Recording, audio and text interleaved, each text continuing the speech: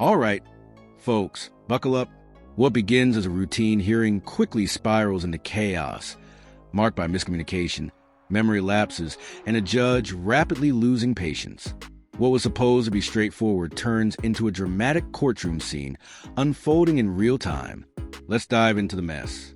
If I'm hearing from the state that from July 2022 until February 2025, had no idea that the victim had a TDI and had an ability to recall certain facts and would not make a good witness, and they can't prove their case, and it's been going on for this long and using all of these resources.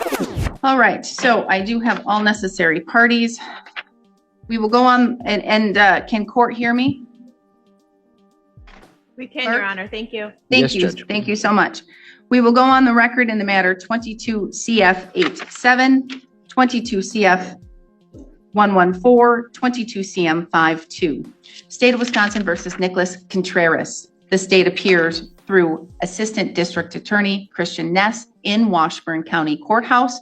We have Adam Welch appearing by video conferencing with approval of the court. We also have Mr. Contreras appearing by video with approval. This court appears in Burnett County Courthouse by Zoom to Washburn County. We're set here today for the final pretrial in all of these cases. I have received and reviewed the state's request to dismiss 22 CF87 along with 22 CM52.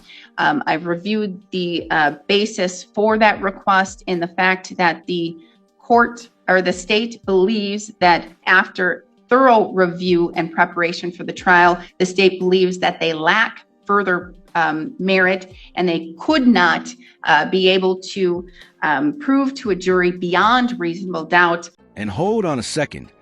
Did the state just admit they can't prove the charges beyond a reasonable doubt?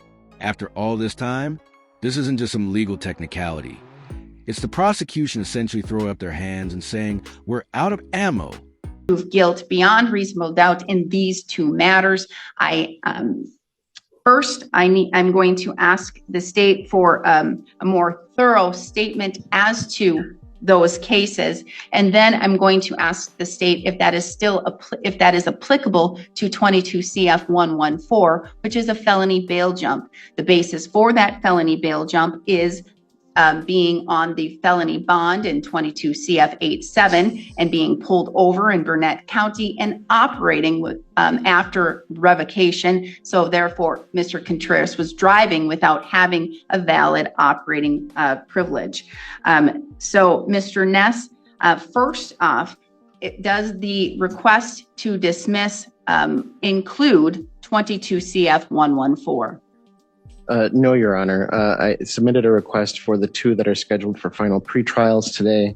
I think that the factual basis and the reason for the dismissal is separate from the bail jumping case. So we're continuing with the jury trial for this felony bond? I don't believe it has been set for trial yet. Oh, I'm proceeding with this trial on that date and time. Okay. My understanding is it hasn't been set for trial. I'm fine. Oh no, all of mine are backed up. If one resolves, then it goes to the other one, and then it goes to the other one. So this court will proceed with trial on that felony bond case, unless the state is telling me it's dismissing it or it's resolved, and that's here today, because we have the jury trial set and scheduled already in these cases, and all the time, that is this court's policy. It is always fallback. If one resolves, then we move on to the next case for that jury, and if that resolves, we move on to the next case. So in this court's, in looking at this case and in these cases, we are set to go to trial then on March 25th for a felony bond jump, unless the state tells me here today that it is either dismissing the matter or the matter has resolved. Notice how the judge is laser focused on the remaining felony bail jumping charge. He's not letting anything slide, and he makes it crystal clear, unless there's a dismissal or resolution right now, This case is going to trial. The only reason I did not think that was because the calendaring, it has been set for a status conference today and for that date. I don't put it on my calendar that way. I'm not the one who sets it on my calendar, but that's how I work. So if you need time to talk to Mr. Welch to see if it can resolve, we can have a later hearing today, since this is our final pretrial, and you can inform the court on whether or not we're going to proceed. But at this time, I am not dismissing any matters until I hear what's going on with 22 CF 114. Well, understood, Your Honor. I don't think that further discussion is necessary. I think that the parties have thoroughly discussed possible resolution. I just don't think that there is a resolution at this time. I could talk more thoroughly about 22 CF 87 and 22 CM 52. In each of those cases, it's the same victim. The victim in both of those instances has requested that the cases be dismissed and has made statements to my office to me, including that because of a traumatic brain injury, she has no memory of any of the incidents that are the factual basis for either of the crimes, and that she would not be able to testify to any of the facts within them. And so I believe that constitutes essential facts under both of the cases. And so without that testimony, I don't believe that I can proceed. When did she have this traumatic brain injury? I think she's had this for years, Your Honor. She's had this for years, and prior to, are we talking prior to these incidents occurring? Correct.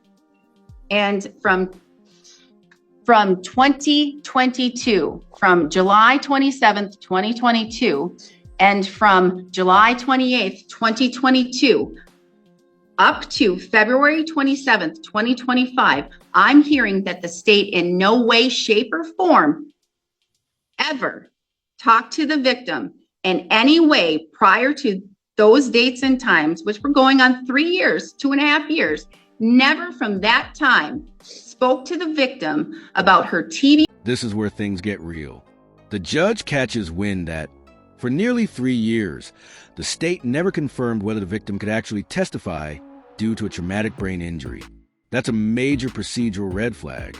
How does something this critical just slip through the cracks? I'm hearing that we've had a tremendous waste of resources. Is that what I'm hearing, Mr. Ness?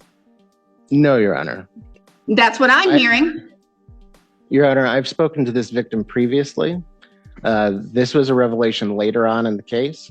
She has, frankly, Your Honor, I'm not certain that I find her statement regarding her traumatic brain injury to be entirely credible. But if an individual is making that statement to me and is indicating that they would not testify to the essential facts of the case, I don't believe that I can call her and expect to prove a case beyond a reasonable doubt. You still have a duty to subpoena her and call her as a witness, even if she is a hostile witness, and you have the ability to at least try and prove the case, because we are talking, there may be allegations against her. There's a take and drive without consent. There's disorderly conduct. Those are things that you may not need the victim to have full ability to recall and to testify about, correct? That may be true, Your Honor. I've discussed this with the district attorney. I think it becomes a delicate issue because the public policy consideration is not to treat victims of crimes as though they are criminals. And I think that the forcing a hostile victim to testify and putting the force of the state on them through a subpoena, I think it violates that public policy consideration. This is one of those legal gray zones. Should the state force a potentially hostile victim to testify or respect their reluctance, even if it means the case falls apart? The prosecutor tries to play the public policy card, but the judge isn't buying it. So from July 2022 up until just recently, and I'm going to say, I'll even give you a little bit of credit, last week, up until then, victim was, yep, I'm ready to go. I recall all of these things. Let's go. And then last week, or a couple, I'll even give you 2 weeks, she was like, oops, nope, I don't recall. That's how it went down? No, Your Honor. This happened previously. It has been discussed with, there was a request. I made a statement on the record regarding a witness changing her story. The defense attorney at the time met with me in my office with an investigator. I disclosed what had happened and what was being discussed. There was a proposal for a global resolution as to all cases, and I believed that it was possible to resolve these matters globally on a misdemeanor basis until recently. And Mr. Welch, there is what I'm hearing, at least from Mr. Ness, and I'm going to not take into account the two serious matters, but to the felony bail jump, there's absolutely no way that this matter is going to be able to resolve and we're going to trial. It certainly could resolve if Mr. Ness wants to, but there's not a resolution right now. Because I can give you the day. Because today was my day. If Mr. Ness wants to talk about it further, I'm happy to talk. If he tells the court that there's no point in further discussions, then we'll have a trial. Mr. Ness? Well, Your Honor, my understanding is that the proposal from defense is to plead to misdemeanor bail. Your Honor, I'm sorry. Fine. Sir. Well, no, and Mr. Welch, I'm going to ask you anyway. I have the right to ask what the offer is. I have the right to reject any offer in the public interest. And if he's saying it's a felony bail and your offer was to amend to a misdemeanor bail, boom, there. Understood, Your Honor. I just don't want to create a situation where the court's pressuring either side. So I'm not pressuring any side. I didn't say the court was. I just was trying to head off that possibility, but I apologize. My pressure to both sides are we going to continue to use government resources since 2022 until 2025, and then go forward with a trial with a felony bail, which I am fully prepared to do. I have 2 days set aside on my calendar, 2 full days set aside on my calendar, which is a lot because I am a very busy court. So I have 2 days on my calendar to have this jury trial. So I just need to know if there's a potential ability to resolve or if we are proceeding in a jury trial fashion. I think I've made a proposal to the state, and if the state wants to discuss it further, I'm happy to discuss. If the state is just telling us that there's no reason to discuss further, then I'm prepared to go to trial as well. I don't think that it's likely to resolve, Your Honor. I don't think that there's a point in further discussion. All right, then we're going to jury on March 25th for a felony bail bond violation case.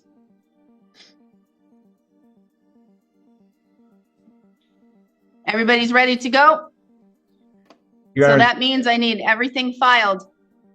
Today was the deadline, but I'll give you a week to get everything filed. I'll extend it to a week since there was misunderstanding as to how this court functions. 1 week. All discovery, all witness lists, all motions in limine, all necessary documents needed for the trial.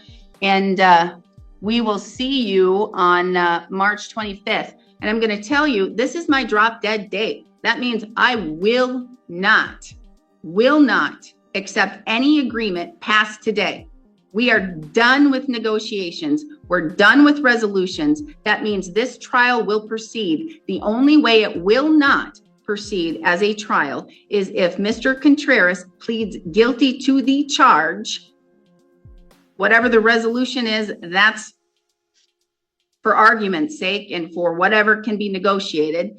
But with regards to that, either he pleads to the charge or the state dismisses it. But we're going to trial March 25th on a felony bond violation. Because we all have that day set aside. Court has it set aside.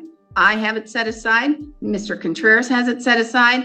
And it is in the public interest to keep this matter moving. It is a 2022 case. We are now in February 27, 2025. Do we have any questions? So, Your Honor, is the court signing the orders then on the 2 other cases? Well, if I'm hearing from the state that they, from July 2022 until February 2025, had no idea that the victim had a TBI and had an ability to recall certain facts and would not make a good witness, and they can't prove their case. And it's been going on for this long and using all of these resources. I guess it's kind of a quandary for the court. I can't force a trial upon a victim who would be put through the ringer, and quite honestly, a defendant and the public justice system. Resources have already been wasted. So I will sign those 2 dismissals, and I will see you for jury trial for the felony bond jump violation. And with regards to that case, what I'm going to do is I have cash on the other matters. I'm transferring that to 22 CF 114.